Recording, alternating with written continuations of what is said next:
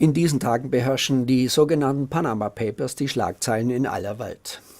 Es geht dabei um eine angebliche Enthüllungssensation der Süddeutschen Zeitung, welche die Namen von mutmaßlichen Steuerbetrügern in aller Welt veröffentlichte. Diese sollen Gelder über sogenannte Briefkastenfirmen in Panama versteckt haben. Betroffen sind Personen aus dem Umkreis des russischen Präsidenten, des syrischen Präsidenten Assad sowie prominente Sportler usw. Die Süddeutsche Zeitung gibt an, diese Enthüllung akribisch vorbereitet zu haben und verbreitete sie in den vergangenen Tagen nach allen Regeln modernster Marketingkunst in alle Welt. Was auf den ersten Blick wie eine Meisterleistung des Enthüllungsjournalismus anmutet, wirft beim zweiten Blick bereits große Fragen auf. Zum Beispiel: Erstens, wer genau half der Süddeutschen Zeitung bei der hochgejubelten, akribischen Vorbereitung dieser Kampagne? Zweitens, warum tauchen in den Panama-Papieren keine Namen von bedeutenden westlichen Politikern und Großkonzernen auf? Und drittens, wer steckt hinter den ganzen Informationen? Wer ist die Quelle, auf die sich die Süddeutsche Zeitung bezieht? Wir beginnen mit der ersten Frage und werden dabei den Antworten auf die beiden anderen Fragen ebenfalls näher kommen.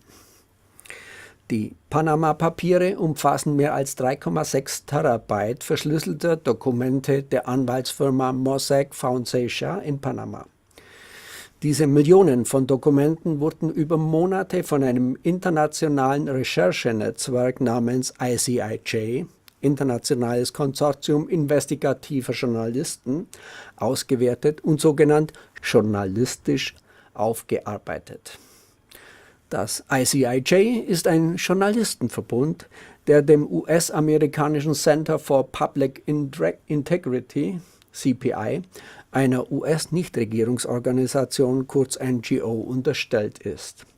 Das CPI wird unter anderem von folgenden anderen NGOs finanziert: Rockefeller Family Fund, Open Society Foundation des US-Milliardärs George Soros, US-amerikanische Ford Foundation, Carnegie Endowment, W.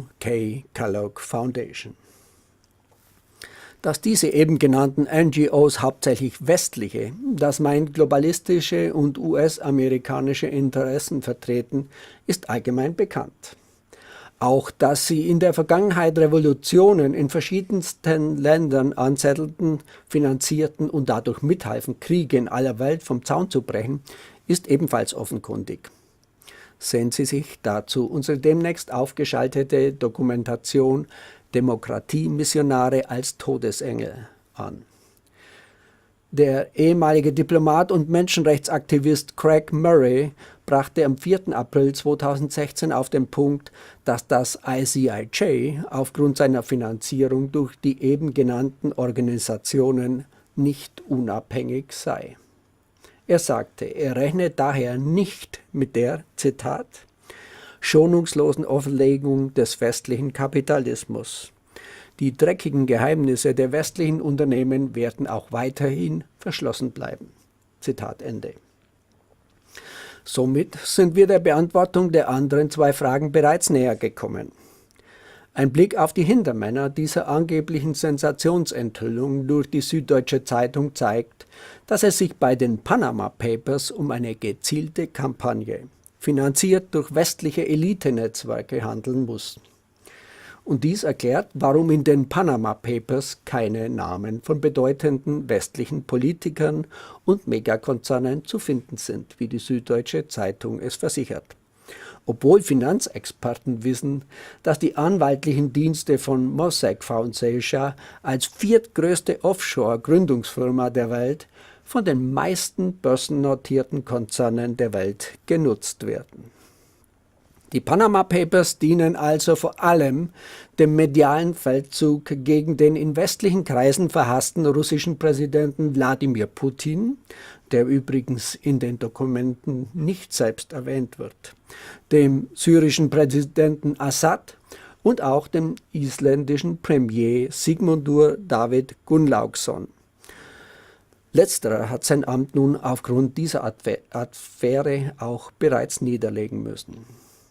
Der isländische Premier Sigmundur David Gunnlaugsson hat letztes Jahr den Willen der isländischen Bevölkerung umgesetzt und den Antrag auf eine Mitgliedschaft Islands in die EU zurückgezogen.